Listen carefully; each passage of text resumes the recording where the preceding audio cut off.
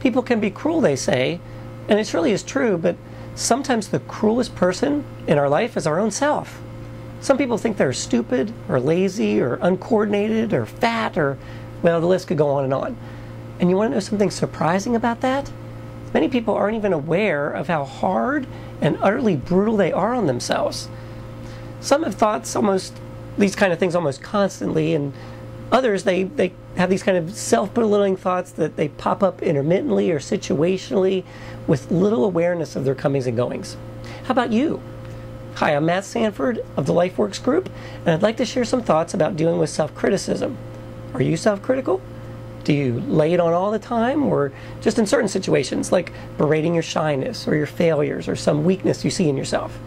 If so, I'd like to provide some suggestions as to why you may navigate or gravitate towards self-criticism. This is part one of a two-part series. In part two, I'll address how you can make some helpful shifts in your thinking to improve your self-concept and your self-esteem. Okay, so here are three elements that produce a self-critical mindset. Number one is that you're performance-based. This means that somewhere inside you is a belief that says a person's worth is determined by the quality of their ability to perform. Although you may treat others with more graciousness than you afford to yourself. Am I right? Think of some of the ways you ridicule yourself and then ask if you would dare to say those to a friend or a loved one. Meaning that this conception of performance is not a level playing field. You expect more, a lot more of yourself than is fair most of the time. And you grade your basic worth based on these expectations that you feel must be met. Second one is that you're acceptance deprived. You likely did not grow up in a home in which you felt acknowledged and affirmed very much. Maybe you had a sibling that shined, or one that had problems and got much of the attention at home. Maybe it was a parent that had the personal problems and so was distracted or lacked in their ability to affirm you. Maybe you just had critical parents, or even one such parent. Sometimes one is critical and the other tries to compensate, which frankly is not very often effective. On the other hand, maybe you did get a type of acknowledgement, but that recognition was based on your abilities or your compliance, meaning you were mostly affirmed for what you could perform or achieve. And that meant that you learned what you were valued for. When we lack in receiving acknowledgement for who we are and not what we can perform, we will learn to get acknowledgement in some way.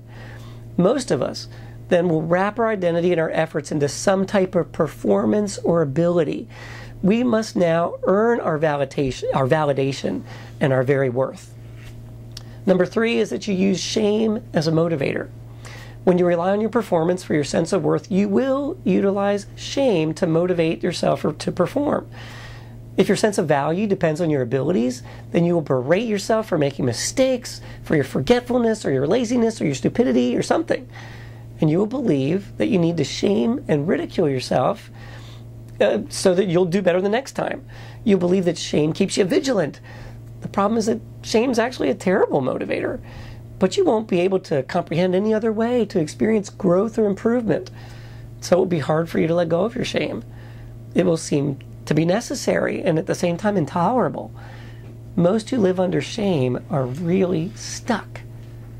What this all means is that when you grow up in an environment that focused on your performance and shamed you when you didn't measure up, that you were conditioned to live self-critically. You can change, but you'll need to put in some real work to overcome your conditioning. In part two of the series, I'll offer 4 guidelines for shifting your thinking to become a more positive you. I hope you'll check it out.